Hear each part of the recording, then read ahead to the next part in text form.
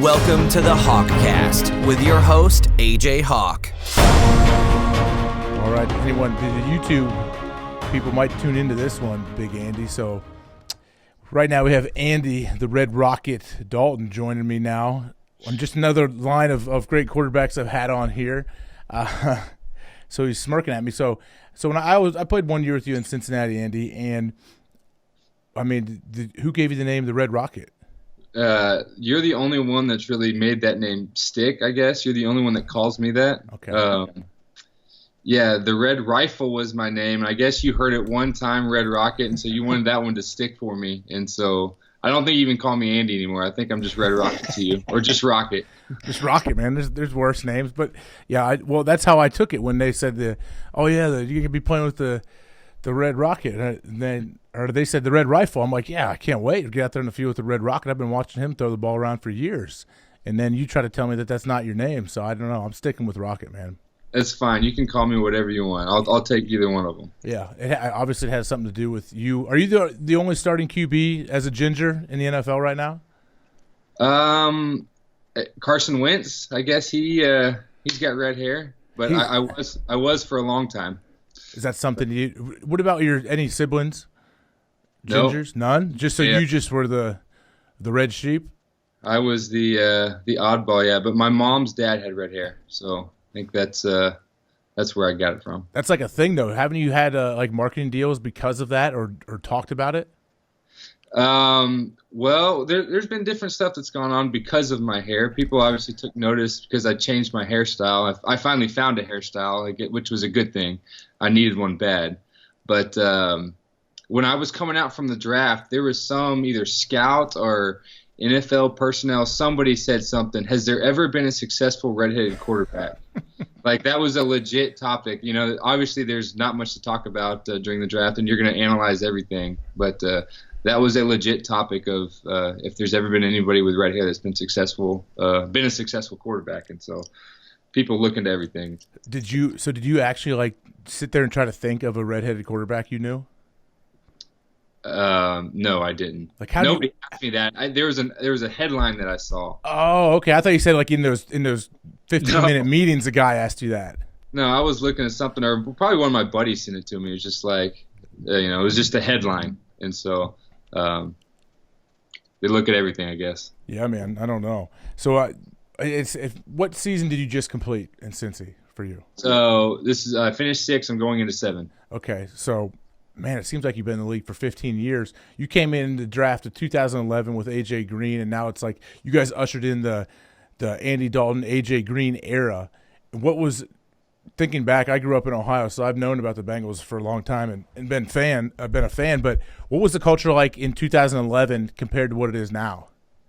Yeah, I mean, it's different. At that point, I was young, so and I came in the lockout year too. So it's like when I got there, we hadn't been with the team, and basically, you know how it was. We got the call saying, "All right, the lockout's up. You got to be here tomorrow," or whatever it was. And so, no, it was different at that point because I was the young guy. Now we've had some turnover on the team, and I'm not the young guy anymore. So, that's different. But I feel like we've got a lot of good guys in Cincinnati, and a lot of guys that are still there from when you were playing.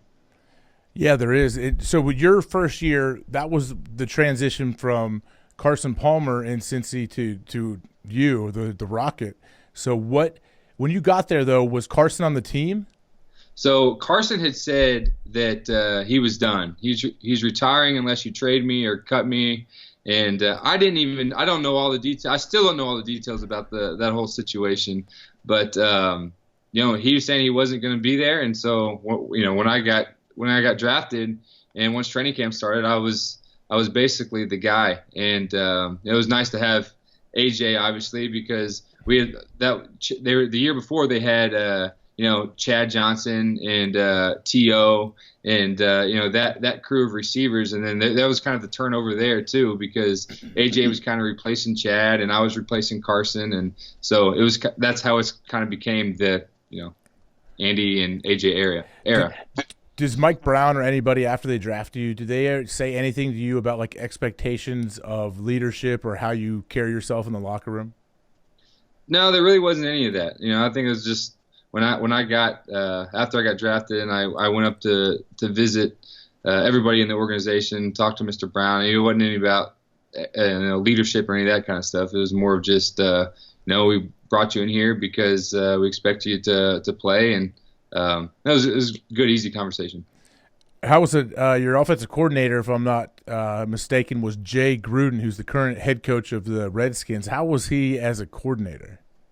Jay was great. He was laid back, and he was definitely fun to play for. He had the background of playing. I don't know if you know his background of his story. He was a arena quarterback, and then became the coach. And then he needed a quarterback, and he couldn't find anybody, so he came back and was the coach and the quarterback. I mean, he's got like a crazy story, crazy playing career. And so, I mean, he kind of had that sense of it. He's been around it. He knew, times where practices need to be intense and when to cut it back. But I mean, he was a great guy, a lot of fun to play for. So who did Hugh Jackson step in right after that from Jay?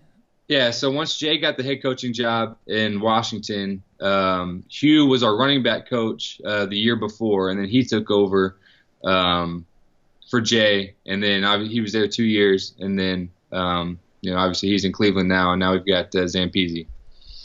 How is it? Does changing coordinators does the playbook change? Like, how does the offense like morph when you go? You've had multiple coordinators in your time.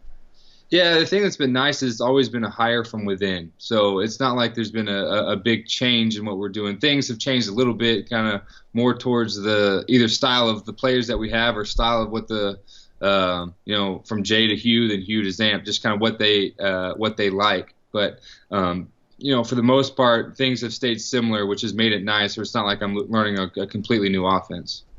Yeah, that's man. There's so many coaches from that staff that are head coaches now. I mean, Zimmer obviously is in Minnesota. He was the D coordinator, so they're doing something right. Marvin's doing something right. Marvin hires the right guys, that's for sure. Yeah, we've had. It's crazy to have 4 coaches that were there in the last 6 years that are now head coaches. So, he's our guest was at 3, so it's pretty good. Going back to that Carson deal, when was the first time you actually met Carson Palmer? So the first time I met him was when we played him, because eventually we traded him to Oakland, and then we played Oakland the next year. Let me think about that. Yeah, I think we played him the next year, and so that was the first time I'd ever met him. And I knew Carson's brother Jordan just from recruiting. I got recruited by UTEP, and Jordan was the quarterback there, so I knew him there. And then I'd been around him a little bit with different stuff, and so I knew him, but I never knew Carson. So the first time I ever met him was when we played him. How'd that go? Do you guys continue? Do you ever see him or cross paths since then? We've had random things that we've been at the same event and stuff like that, but and we really haven't crossed paths that much. So when you get that's crazy how you got drafted. There's a lockout, so you can't go in, and then there's like the quarterback that was there, Carson Palmer's up in like limbo of what he was going to do. He was like saying, "I'm good. I have plenty of money in the bank. I can retire right now," and he wasn't going to be in Cincy. Was there any, how did you handle that? I'm sure you had to get all kind of weird questions from the media. Yeah, I mean, that was the only time I talked about it was with the media. It wasn't with anybody like inside the team or with the coaches or anybody. It was more of just like, the media wanted to talk about it because that was the story. He wasn't there. Obviously he had been there for I think 8 years and saying he wasn't coming back. And so I had other things. I mean, as a rookie, you're trying to, with no off season or anything like that, I had to catch up, and so I was more worried about learning the offense and trying to learn defenses and all that kind of stuff rather than worry about that whole situation. But I do remember it was going into week 1, and we were about to head out to practice or on a Wednesday or Thursday. I remember Jay coming up to me and he goes, "What if Carson just shows up right now?" Like he's obviously, he's been the guy here, and so. He doesn't know the offense, doesn't know anything, and what are we gonna do in that situation? And luckily, that didn't happen. Yeah, I kind of lived through that with the transition from Brett Favre to Aaron Rodgers in Green Bay. I don't know if you remember, I even forget about how crazy it was when we would start training camp, and then all of a sudden Brett said, "No, I don't want to be retired." And then Brett was like flying in on a private jet, and they're showing him on the TV getting off at the Green Bay airport. And then that was when he went to the Jets after that, I guess. But he wanted to come back, and we'd already moved on to Aaron. It's like a similar type situation, I guess, where I feel like there's so many eyeballs on you as a player, not only from the media and fans, but your teammates too. You have to prove to your teammates that you are the guy that the front office trusts to be the dude now. Yeah, I guess the only different situation is, Brett did come back. True. Carson didn't, which was a good thing, and we got a couple games in the season, and I think we'd won a couple games, and the organization decided that they were going to trade Carson, which made it easier for me because I didn't have to worry about it. I didn't have to answer any more questions or anything like that. But yeah, I can imagine with because Brett, they hadn't I guess the Packers still had his contract, rights. Right? His rights, because he was still under contract, right? And then I guess. Him? Or do they trade him? I think. I'm sure listeners will tell us. They'll reach out to me on Twitter and let me know. But yeah, I'm pretty sure we trade him to the Jets for like a 3rd round pick or something, which I thought was nuts. I'm like, it's Brett Favre. I think you should get more than a third for him. Yeah. But then he went on to Minnesota for a couple of years, and yeah, it even got bigger and crazier. Now they're all together. Now Brett just got in the Hall of Fame and came back to Lambeau and got his number put up on in Lambeau, and it's like time heals all, man. Yeah, that's how it works. That's how it works, isn't it? So you guys are at the time we're recording this. You guys are in the, I guess, just the early stages. Is it phase 2 of the offseason program now? Phase 2. So now we can spend a little bit of time on the field with the coaches, and so which they love because they've been sitting in office doing draft stuff for the last 4 months, and so it's been good. It's good to get back on the field, get guys running routes and kind of get that timing and stuff down. Do you ever run one of those off-season, like Andy's rocket ship down in Florida or something, where you try to bring some guys in and throw? I'm gonna make you like my marketing guy for all this kind of stuff, and you'll have, I'm sure you'll have shirts made and all this. Already done, man. Already done it. It's easy with the internet. Well, I've gotten together with some of the guys. I've brought them down to Texas before. It just kind of depends on scheduling and different things. But I've done that in the summer before. What about coaching? You think you will ever coach someday? I will not coach someday. I will coach my kids, and that's about it. Why do you say that? I think the amount of time that they have to spend gone from their family, it's too much. So I couldn't do it. Yeah, it's a special breed. You have to. Yeah, I think guys that know they're going to coach, they know at a young age that that's what they want to get into. Some guys, I guess, get done playing and they start to miss it, and they think, or they going back to coaching keeps them around the game and gets them involved. But I'm like, man, that keeps you more involved than you were as a player, to where definitely more time at the facility, no question. Right. Yeah, I think that's one thing is. It's nice with technology now. As a player, you can go home and still watch a lot of stuff and do different things, where they have to be up there game planning, talking with each other and seeing what they feel is going to work. But yeah, I think the time commitment is a little too much for me. Yeah, and they have to sit there at their desk and wait till the head coach leaves, because you don't want to be seen leaving before the head man. Yeah, and then you have to draw defenses and cards and all that kind of stuff that nobody wants to do. Yeah, there's how's the facilities at Cincy changed? See, I was spoiled in my time there. I got there when all the new stuff just came in. Was that a needed change, you think? It was a needed change. We the way that it was set up is our weight room wasn't very big, so we had to have 3 different groups throughout the day during this off-season period where just the timing of it was tough, because I think they had it one group worked out at 8 a.m. and another group didn't work out till 11 or 1. So you wouldn't even see some of the guys until you got to where you actually start practicing again. And so we needed to change. They made the weight room, turned that into a cafeteria, which is really nice. We didn't really have a cafeteria before.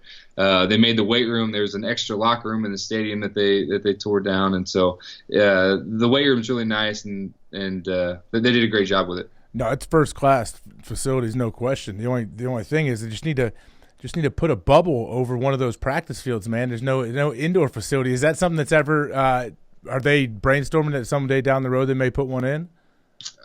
I think that's been a conversation with a lot of guys on the team. I don't know if it's worked its way all the way upstairs, but the players would obviously enjoy it, but we'll do whatever Mr. Brown wants. I tell you what, Mike Brown and Katie Blackburn would enjoy it too, because Mike Brown comes to every single walkthrough, every single practice. He's out there, and sometimes like walkthrough, it's 0 degrees and blowing snow, and Mike Brown's just standing out there sitting in his golf cart. Man, I give him credit. He should want an indoor facility more than anybody. Right. That's one thing that makes it like, okay, he's out here in this too. So it's not like he's just sitting inside watching.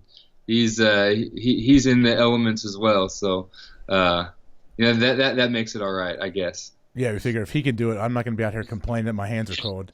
Seriously. This guy's been doing it for 50 years or however, probably longer than that if he was watching his dad. Long time. Jeez, yeah. Who was your team growing up? I know you're a Texas kid. Were you a big Cowboys guy?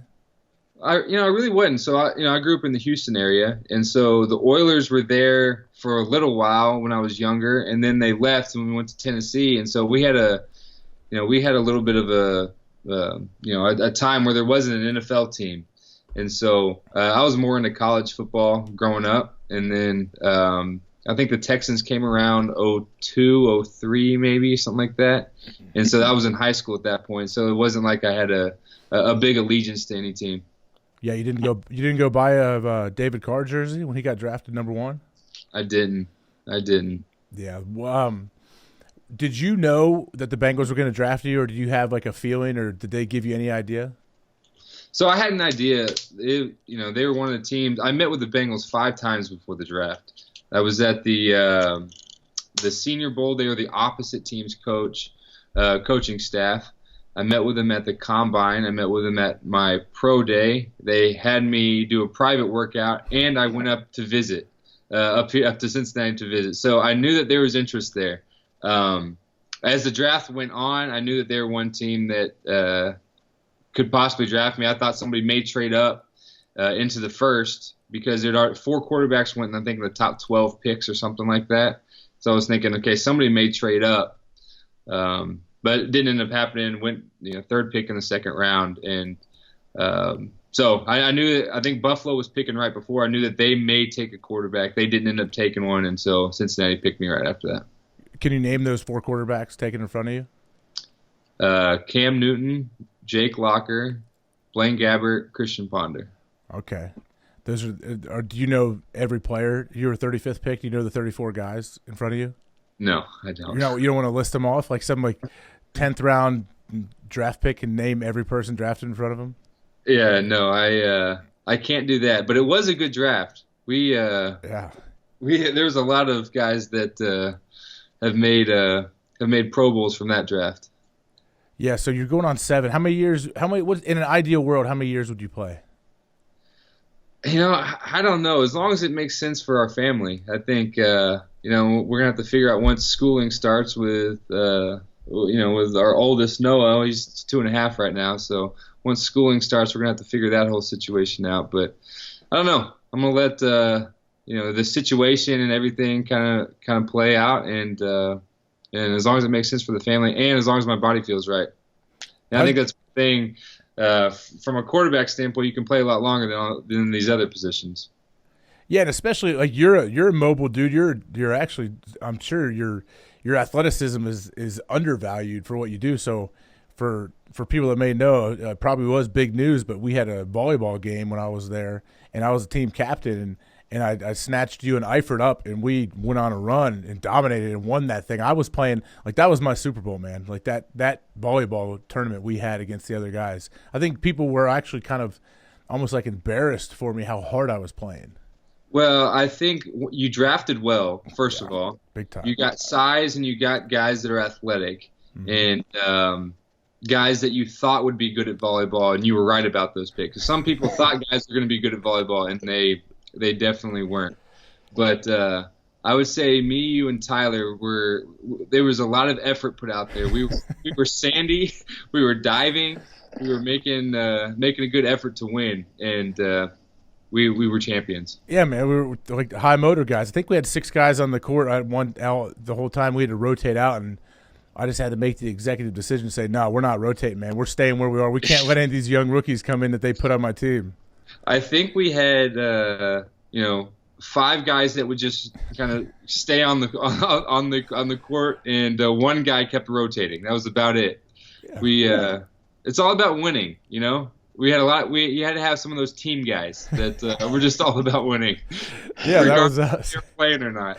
Yeah, because I think I got what did we get, an off-season, like the front row parking spot? Was that right? I think we got a parking spot. So it was worth it. We needed it. It was worth it because the one thing that made it worth it for me, at least, they put like a placard on the wall where your parking spot was with like the Bengals helmet and your name.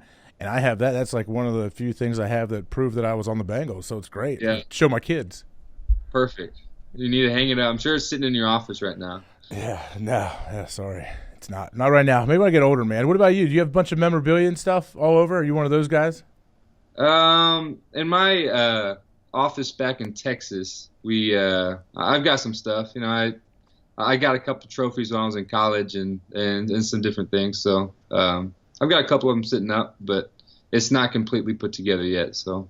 Okay, so I'm sure you don't remember, but I had you sign a jersey for my dad, 2 pistol, and I've had a lot of the quarterbacks I played with and different guys, and I give them to him for Father's Day or whatever. So at my dad's wall now, he has Brett Favre, Aaron Rodgers, Andy Dalton, and then his 4th actually is another Bengal, Pac-Man Jones, because my dad is he just loves how hard Pac-Man plays. So it's a great wall. It's a good mix, I think.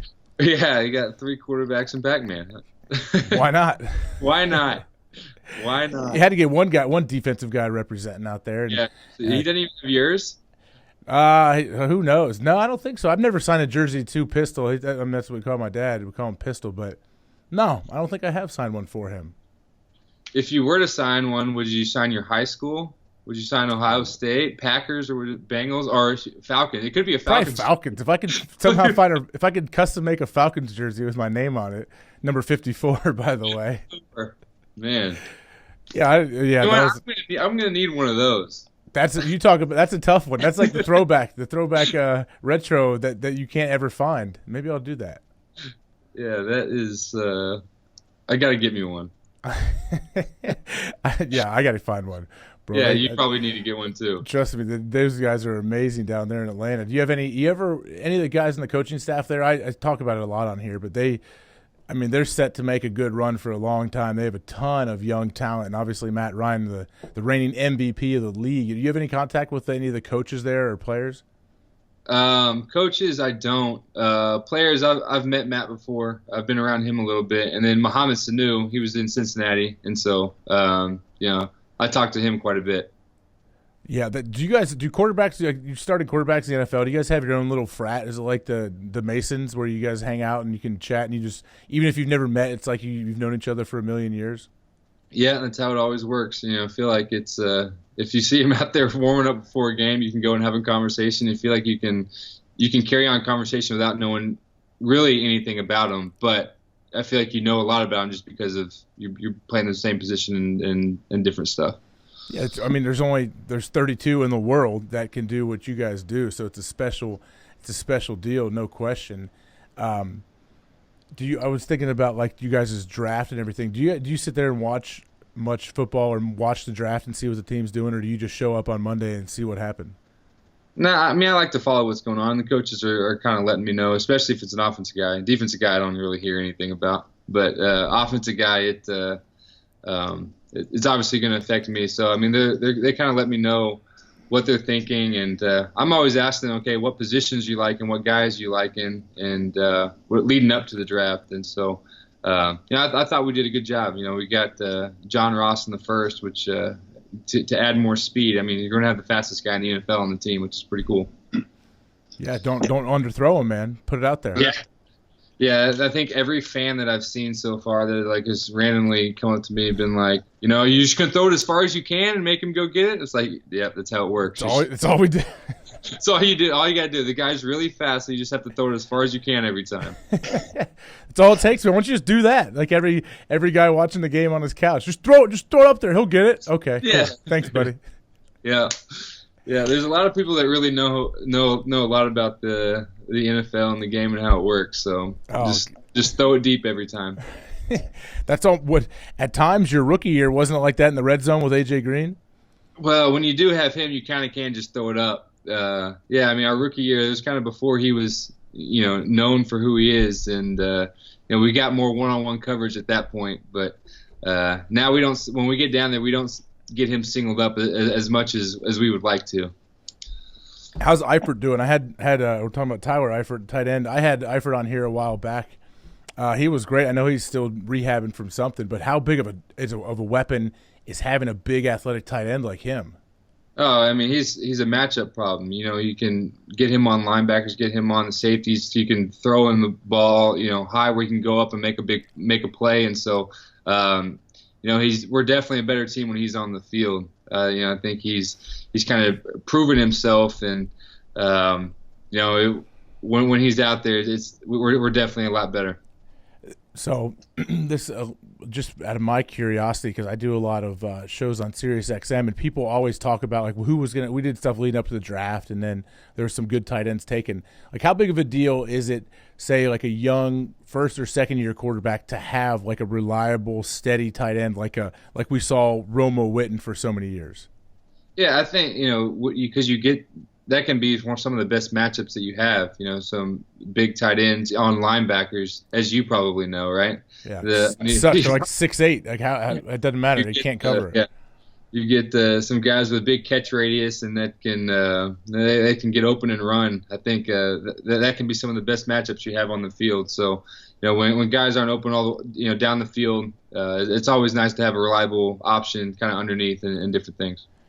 Yeah, what makes, in your opinion, what makes a guy like AJ Green so special? I got to see it firsthand, but like what sets him apart? His ball skills they may be the best in the league. It's crazy how he can track a ball. I've had some.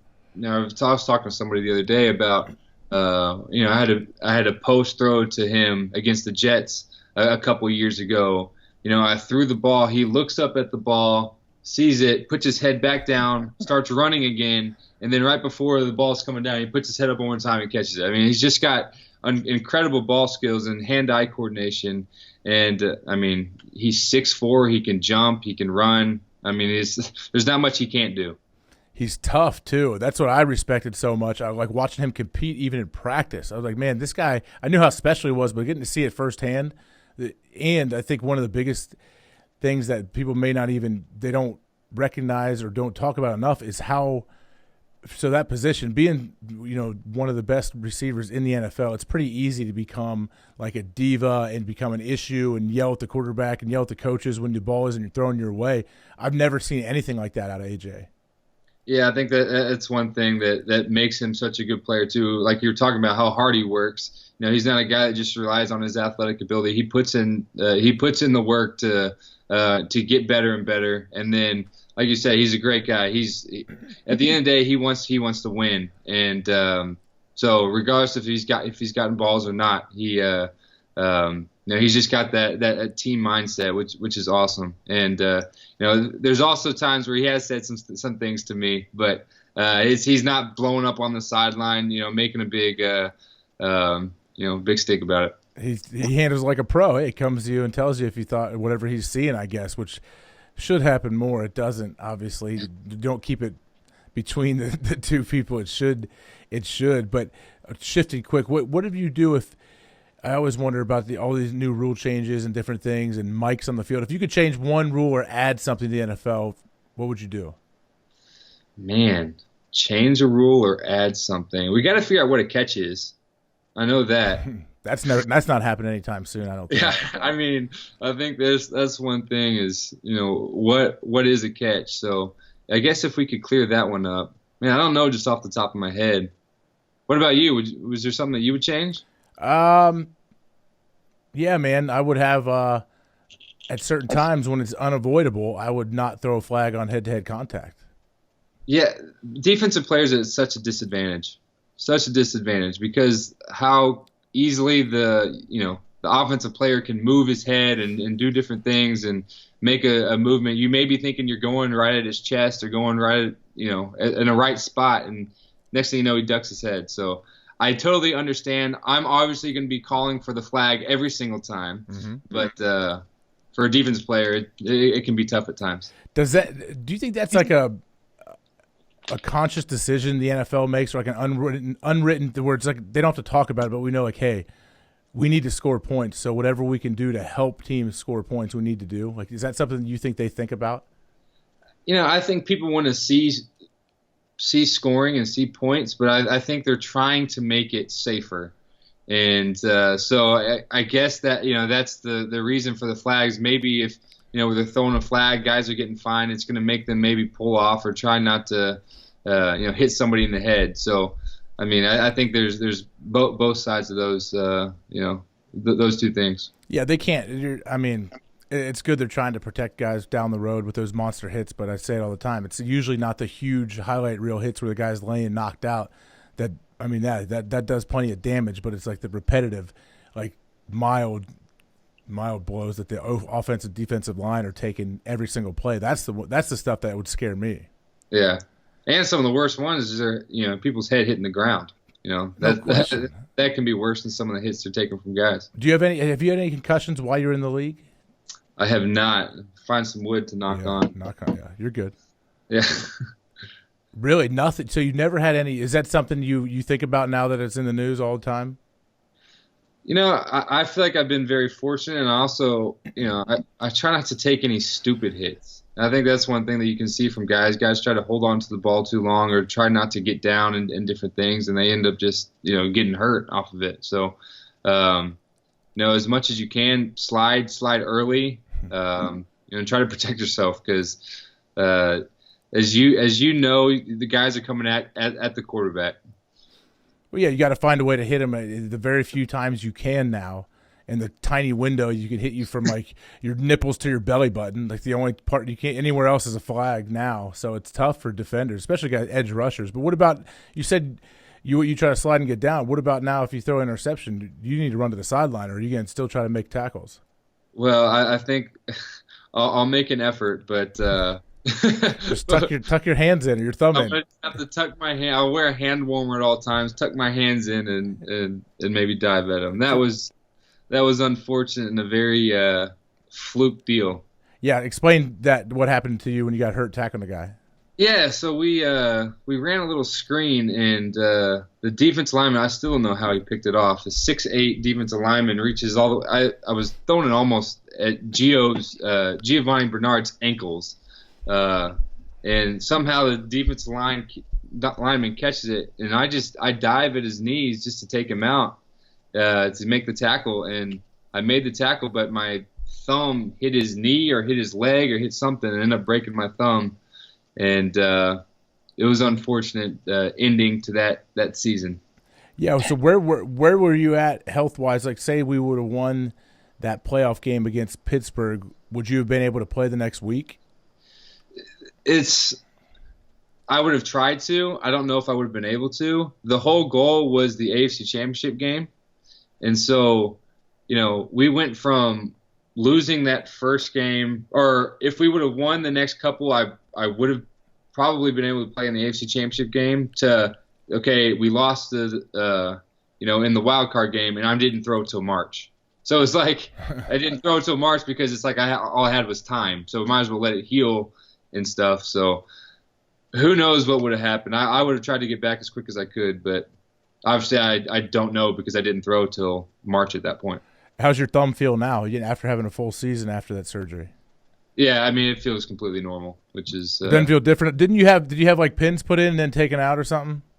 I didn't have anything. I just had a cast, and so I didn't have to do any surgery or anything. There's a little difference. It's a little, I've got it's a little fatter in the padding of my hand, but yeah, I mean, it feels normal now. What about you put your hands up in the screen? Do you have big hands compared to other quarterbacks? I mean, I think my hands are. I don't remember what they measured at the combine. You know, like how they measure everything at the combine, but I feel like I've got, everything. Everything. I feel like I've got bigger hands. That's like that. I don't know if that is that. Do you think you need to have big hands to be a solid NFL quarterback? That's always like it's unbelievable that's something that people break down, especially coming out of the draft. I think Russell Wilson's famously has small hands, and they say he still gets it done. Is that something that you think you need? I think it can help at times, but if you've been throwing a football your whole life and you had smaller hands, I think you'd still be able to throw one now that you're in the NFL. Do you wear a glove on your hand? Do you ever, when it gets cold, do you wear a glove on your throwing hand? I did for the first time this past year. You know, I thought it helped, but we'll see. It's kind of just a feel thing. If I feel like I need it. It's not necessarily more for because I need the, when it's cold, I need to stay warm. It's more because of the grips thing. Like your hands get so dry in the cold weather. So I did it more for just a pure grip standpoint rather than keeping my hand warm. Yeah, I think you should, especially with gloves now. They're so nice, man. If the weather's just looks like it's going to be bad, I'd wear that thing, but I know it's an individual thing. I think it's changed probably even more since you got in the league in 2011, but now there's mics on the ref, there's mics on the center, there's mics everywhere. Is that something that seems like an overwhelming thing that most quarterbacks despise all of the mics because your calls and your signals and your hand signals and all of your little checks get broadcast on live TV? Yeah, it's one thing that we have to do is we watch the normal copy coaches film that we get, and then you have to watch the TV copy to see what words got put on there, what hand signals got put on there. Because I mean, if you watch a home game and you listen to some of the stuff, it's like you can hear everything that's being said by the quarterback and even some of the linemen and different things. So I mean, the way it is with all the microphones on the field, you can hear everything. Oh, no doubt. That's Monte Ballhead. So he was saying when he was in Denver with Peyton, whenever he would go over signals, all the practice squad players would have to leave the room. They'd go over their signals, and then Peyton would change them every 5 or 6 weeks, like all of his hand signals and everything, because like we said, it gets broadcast everywhere. Yeah, I mean, there's always a camera on the quarterback. There's always a camera on the star receiver, the star player. So it's like nothing's going to slide. I mean, everything's going to get caught on there.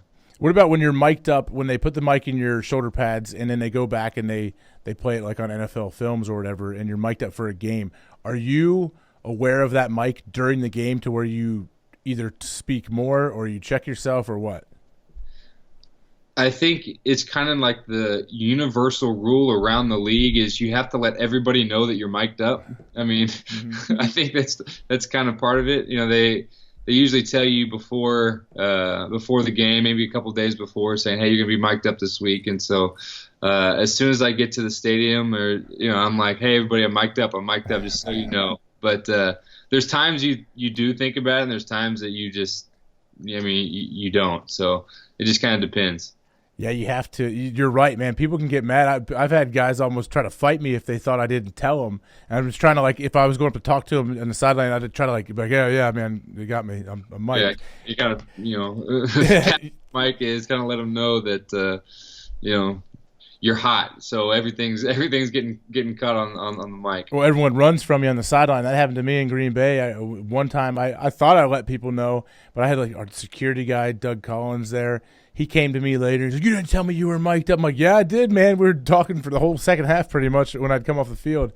And different guys they'd be so pissed, and they'd see me, and they'd know I'd want to talk to them, and they would turn and walk the other way. They're like, "No, man, you're not baiting me into something." Yeah.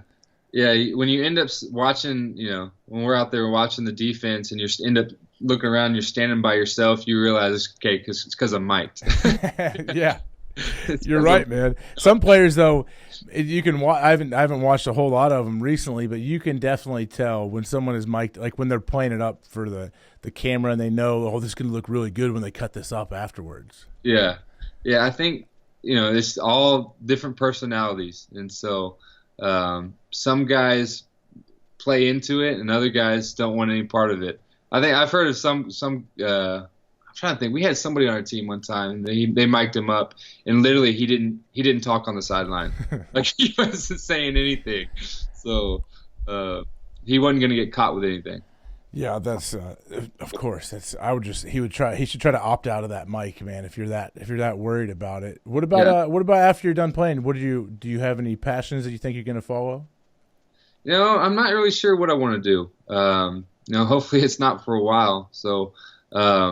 No, I'm not sure. I feel like I do have knowledge of the game. I feel like I could help out, whether it be just, some quarterback training or doing different things like that. You were talking about coaching earlier. I couldn't be a full-time staffed coach somewhere, but, I think I could help out with high school kids and, some younger kids trying to make them better. So I could see that being a possibility, but I have no idea. I'm not thinking about that right this second. No, you don't. Well, obviously, you got plenty of time to play, and like you said, at quarterbacks, you can play forever. What about TV? Would you go on that? I know you saw Tony Romo just slid right into the #1 spot at CBS. Yeah, not a bad gig for him. Or maybe I should do a podcast. Maybe that would be good. There you go. Do it. Something. It's pretty good plan.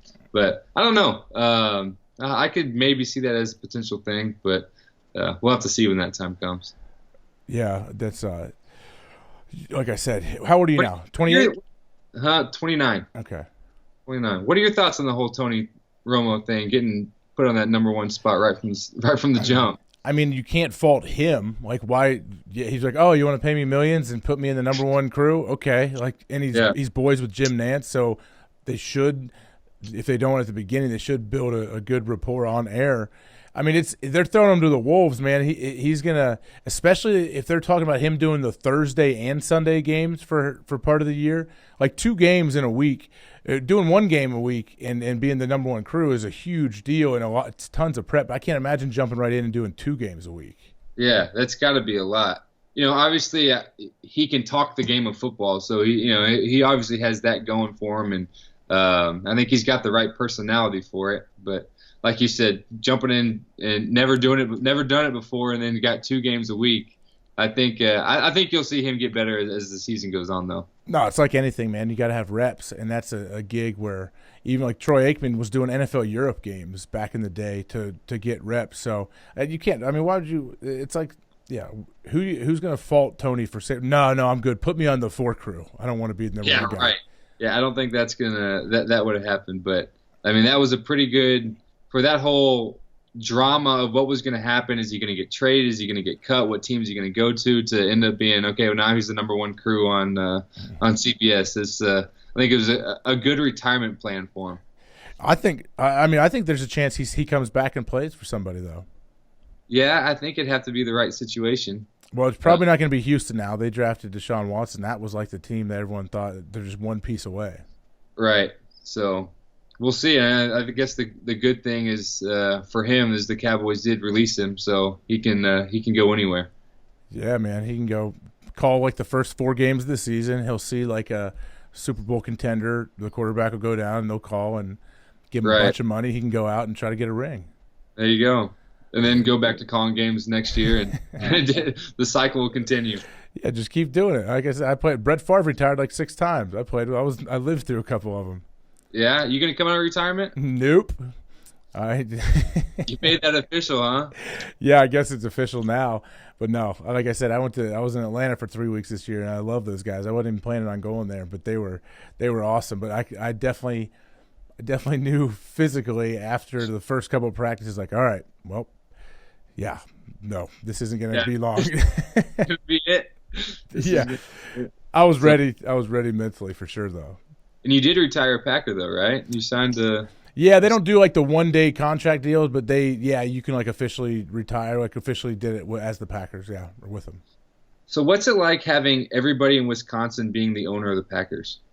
everybody around the country too, though. That's the thing. Whenever they put more stock, which the stock is just a piece of paper that you paid $250 for.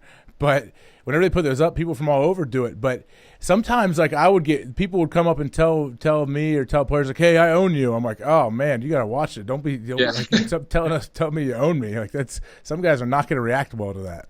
Yeah. Did any players buy any stock? Yeah, players would buy.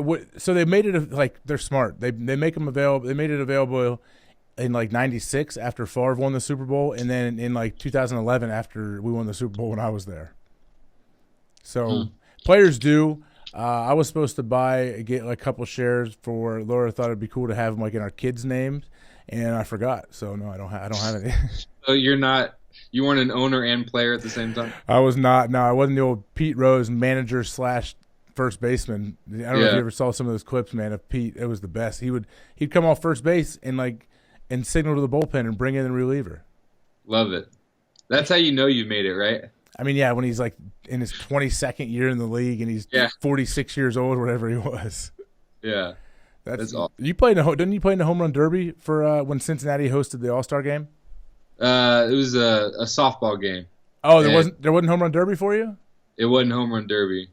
Did you hit a homer? You hit a big donger? I did hit a couple home runs. So. Oh, you hit a couple? A couple, yeah. I hit 2. I was 2 for 3, or 3 for 3, but hit 2 home runs. Okay. Did you play football, baseball, and basketball growing up? I did in high school, just football and baseball. But I mean, growing up, I played everything. I played soccer, I played basketball, I played football, baseball. So yeah, you're an athlete, man. You're a solid volleyball player. In volleyball in the off seasons, and so. Yeah, what about your kids, man? Yeah, I know you have boys. You gonna let them play? That's the hot question. Yeah, I'll let them play. I think that whenever they want to, if they want to. When did you start playing football competitively? 6th grade is when I started playing. So, yeah, basically soccer is what I played in the fall, and it got to the point where I had a bunch of buddies that were on this one team in 6th grade, and so I decided I was going to play. And I was the little kid that was scared to get hit and didn't want to hit anybody. And so then starting 7th grade, I started playing quarterback, which is usually the position for the kid that doesn't want to hit anybody. And I've played quarterback ever since. Were you a pitcher in baseball? Yeah, pitcher. Kind of played infield too. So how important is it for little kids to play multiple sports, do you think? Oh, I think it's big. I think just for a pure athleticism standpoint, I mean, hand-eye coordination, and it's not you don't want to stay with one sport. The more you can do, the better athlete you'll be. If you are better at one sport and you do want to play that one sport in college, I think doing multiple sports will help you towards that. And so, yeah, I think just being active. I think that as long as your parents can handle your travel schedule with all the sports that you're playing, it can be a good thing. Yeah. So what about next season with the Bengals? What do you think a successful season looks like for you guys? Yeah, I think for us the deal's been the playoffs. We've gotten the playoffs and we haven't won a playoff game, and we've been close and several years and feel like we've had good teams and we just haven't been able to get it done. So, I think that's one thing that the organization's ready to do is kind of get that monkey off our back and win a playoff game. And so, that we're not playing to win one playoff game. Of course, everybody in the NFL right now is saying, oh, the goal is the Super Bowl. But we just got to be playing our best football at the end of the year, and if we can do that, we'll put ourselves in a good position. Yeah, how being the quarterback, that's like obviously no matter what the team goes with you one way or the other.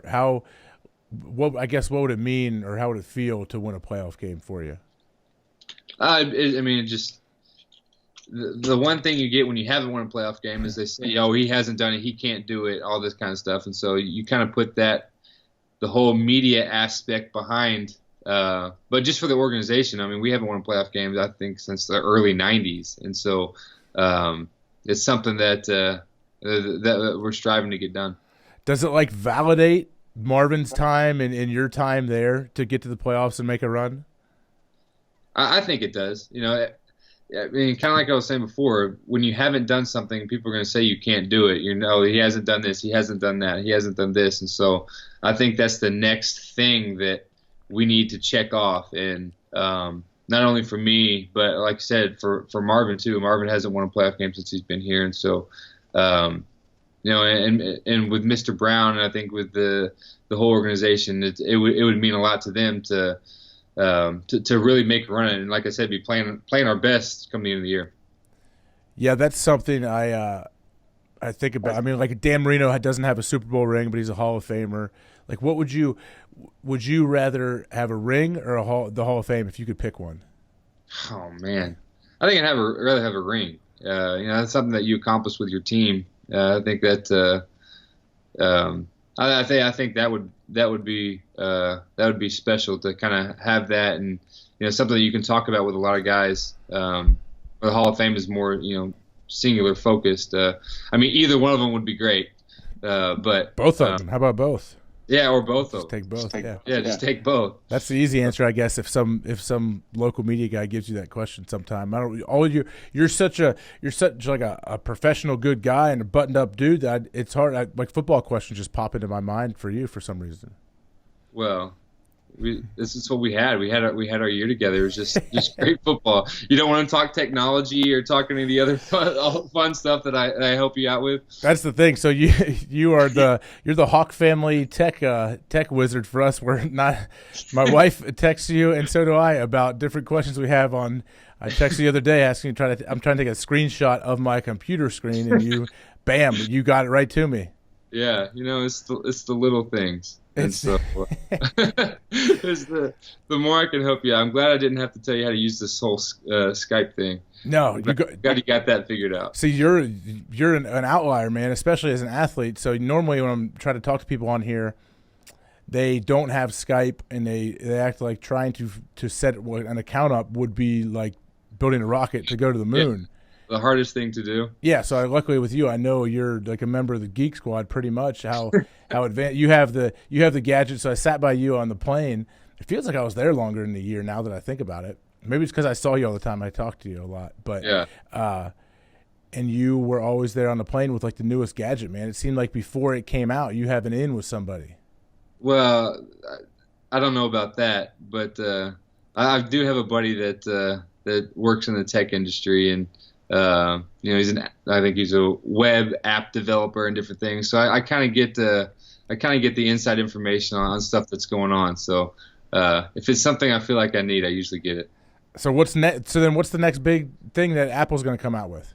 They're just going to make a newer, better computer, iPad, phone, all that kind of stuff. I don't know what the new stuff is. Are you gonna get every piece of the hardware? If it's a big change, I probably will. Yeah. Yeah, that's I feel like I think I have every Apple product there is. So. Yeah. It's good to have everything synced up. You helped me figure out my my iTunes account, everything was shifted over, and I'm getting my wife's calls, she's getting my calls, and everything was. It's still, trust me, I need some more help. Y'all were getting the same text messages, right? Oh yeah, and we were sharing our photo stream, which I didn't have anything to hide, but like my texts I have with my buddies and stuff. She's like, "Why am I getting these pictures of Spencer, my buddy Spencer Havner, who I talk about on here a lot? He just loves to send random pics when he's drinking beers at his houseboat." Yeah, well, y'all been married about 10 years, and I think it was about time y'all got separate iTunes accounts, separate, didn't share the same phone number. Yeah, trust me, it frustrated her more than me. I mean, most guys are scared to death to share anything on their phone with their girlfriend or wife. I'm like, I got married for a reason, man. I'm not messing around. Right. But I didn't care. I was like, I don't care. I don't want to listen. I don't want to see your text conversations with your friends talking about whatever. But she was getting she's like, honestly, how many your friends are? You are the weirdest guy ever. Like, just that she would see some of the conversations and pictures we would get. I think that was the first thing I helped you with. Is okay. Hey, we're gonna get you your own text messages where you're not getting the ones from Laura. Yeah, man. Right. When your iTunes is we got the same iTunes account and you get multiple devices and you can't figure out what's what. things cross over. So that could get some guys in trouble. It has gotten guys in trouble, I know. I'm sure it has. It's gotten plenty of dudes in trouble. Man, okay. Another, just for some reason, man, these weird questions popping in my head with you. What's like the biggest misconception you think about either yourself or just NFL football players in general? I think people don't think we're just normal people.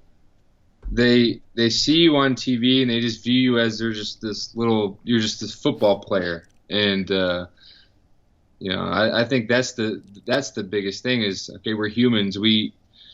I took out my trash the other day and someone like drove by and was like, "You don't have a guy to do that?"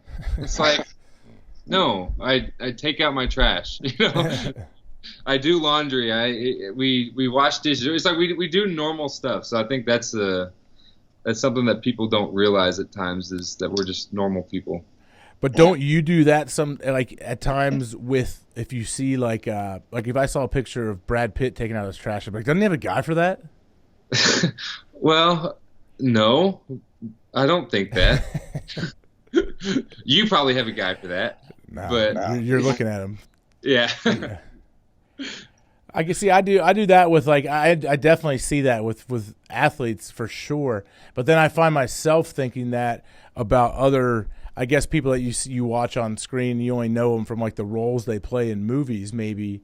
Yeah. Like what? Yeah, you're surprised. Like, stars just like us. Those stupid magazine pictures. Yeah, I think one thing that's different about that though is like they've got to deal with paparazzi and all that kind of stuff. I mean, I feel like, to go anywhere has got to be really tough for them, because there's someone going to be taking a picture and, everybody, obviously people, I feel like it's not the same for a lot of athletes, and especially just not being in LA and all the paparazzi and stuff that people have to deal with.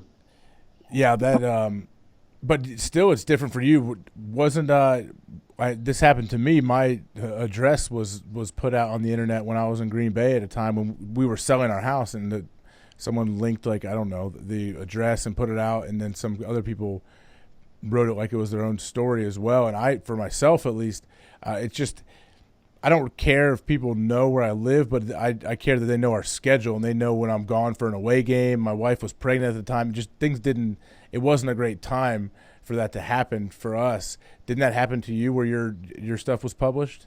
Yeah, it got put out there, and so, I mean, we even try to contact them and be like, hey, don't put this out there. Give us a little bit of privacy. Be like, no, it was public information. And so they wrote an article. There was pictures of the whole inside of our house. It was a big ordeal that we tried to get handled, but they didn't want to cooperate with us. But like you were saying, it's the thing where they know our schedule. They know when we're gone, and you don't want anything stupid to happen.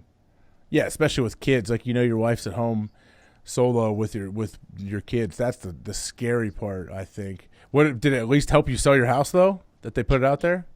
It hadn't been sold yet, so I don't know. Yeah, I guess the people in the market to buy your house aren't the guys reading the whatever, almost like the tabloid type stuff for sports. Yeah, I don't think they were looking. They were looking at the inside of our house to buy it. I don't think that's the right place for them to go. So whenever your time is up in Cincinnati, do you see Texas being your long-term home?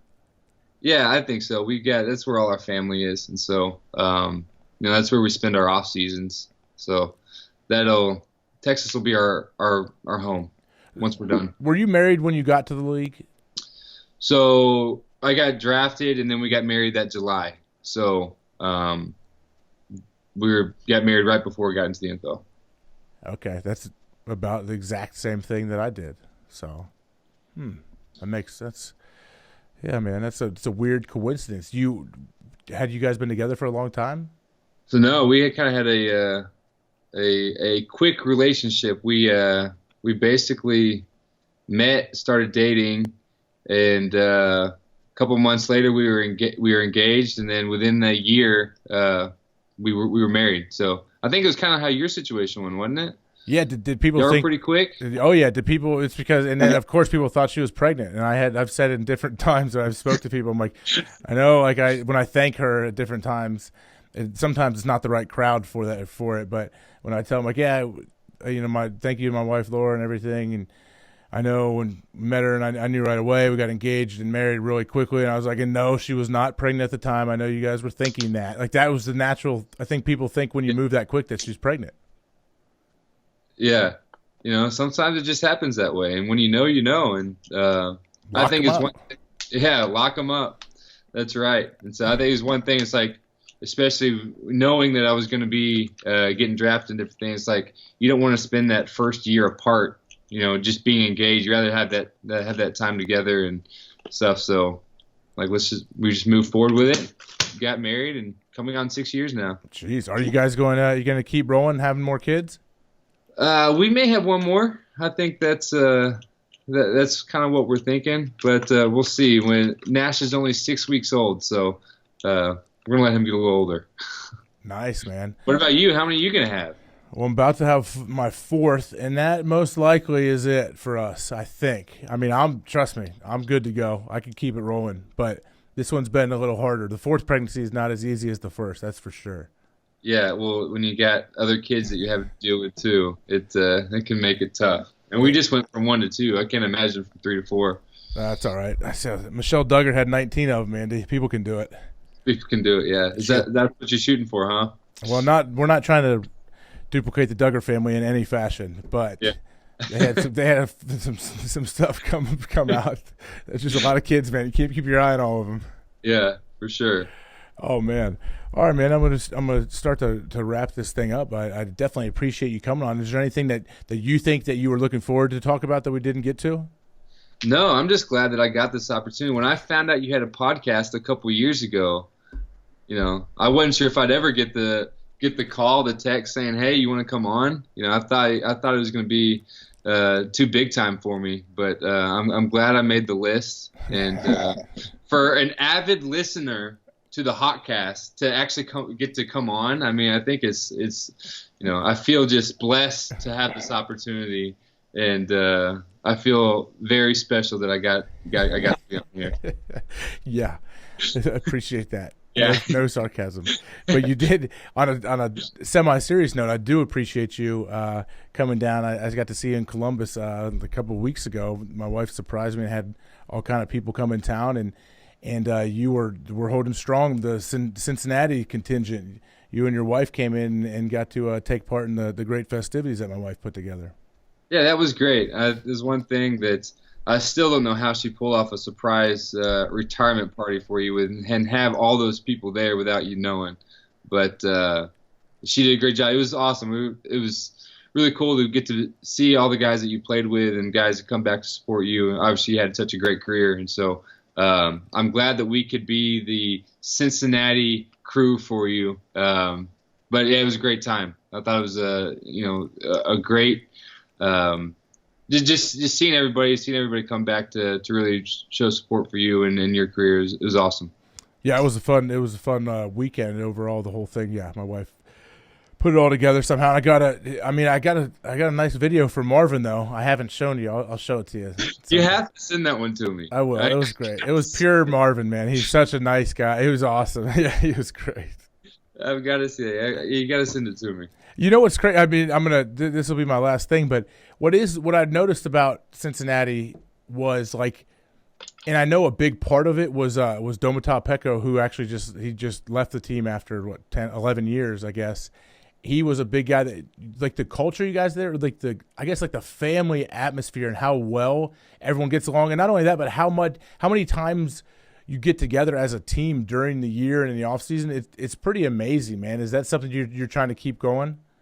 Yeah, I think that's one thing that we've done a good job of, is whether it be a team party that a player puts on or just the different stuff that we do, just hanging out together. I think that's one thing it's been big for us. I think I've heard it from a lot of guys that have come from different teams. It's like this team is so close, and you don't have that kind of locker room atmosphere at a lot of places. And so I think that's one reason. Obviously, last year was a little down year for us, but the reason that we've had the 5 consecutive playoff runs, and I mean, I think all that time you spend together and the friendships that you build kind of helps with actually playing the game of football. And so, but yeah, we've done some cool things with some of these team parties, and some people kind of go. I know Domatal, he would spend a lot of money on it, and he made it a great event. But I think that's one thing that we'll try to keep up, is just making sure everybody gets together. Yeah, it's an impressive thing that people don't. You can't like put a number on it or whatever, but the stuff you do off the field, whether it's playing golf, hanging out at those team parties, anything. It really does, man. It helps you play. I guess, I don't know, like the team come together without being like a set-up thing where your coach makes you do it, and you just kind of naturally hang out and you get to see guys off the field, outside the locker room, and it's fun to see guys like in a different light. Yeah, and I think, the more you hang out, guys, the better friends you become, and it makes it easier when you have to do something on the field because you feel like you're just closer. And so I think that's kind of like the thing that even with the coaches may not know, just the different things that go on, but it just makes you better as a team.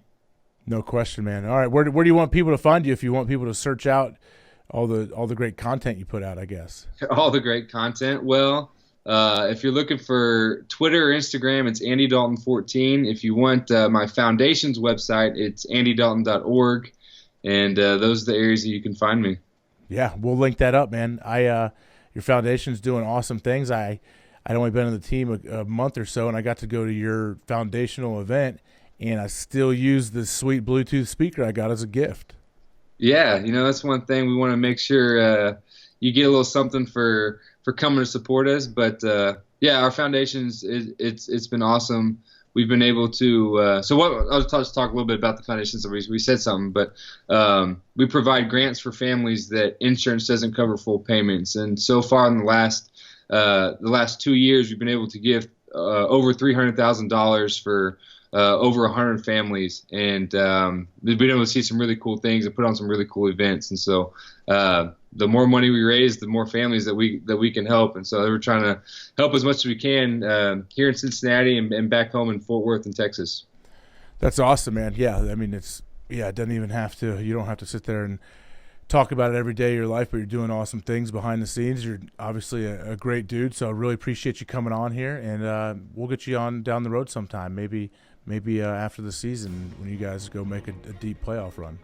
There we go. Let's do it. Thanks for having me, man. Thanks. Red Rocket signing out. I'll see you later, buddy. All right, see you. We're glad you could join us for today's conversation. After you subscribe to the show, head over to HawkCast.com or reach out to AJ directly on Twitter at @officialAJHawk to recommend future guests that will help us inspire people to keep talking. Thanks again, and we look forward to speaking with you next time on the HawkCast.